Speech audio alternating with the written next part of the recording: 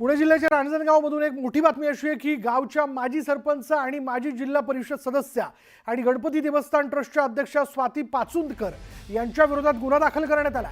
सरपंच असताना 2009 ते 2019च्या काळात त्यांनी गावठाणातील जमीन परस्पर खाडाखोड करत सासऱ्यांच्या नावे केली होती आणि मात्र मुंबई उच्च न्यायालयाच्या आदेशानंतर ही जमीन पुन्हा ग्रामपंचायतीकडे वर्ग करण्यात आली आहे। या प्रकरणी पाचुंदकर यांनी सुप्रीम कोर्टात धाव घेतली असून प्रकरण न्यायप्रविष्ट आहे। मात्र हायकोर्टाने गुन्हा दाखल करण्याचा निर्णय दिल्यामुळे पाचुंदकरांना हा मोठा धक्का मानला जातोय।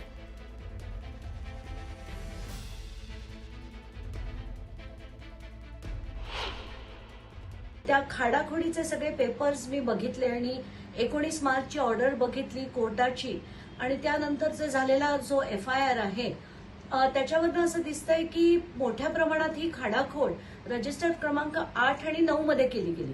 तर खरं रजिस्टर्ड क्रमांक 8 जे असतं ते करयोग्य इमारतींवर कर किती लागावा याचं ते रजिस्टर असतं, तर त्याच्यात खाडाखोड करून त्यांनी हे जे नाव घातलं आणि त्यात सिटी सिव्हिलनी खरं तर सिटी सर्वेनी याचा पूर्ण अभ्यास करून मगच याच्यात नोंदी घालणं अपेक्षित असतं, पण आताच्या घटकेला हे झालेलं दिसत नाहीये।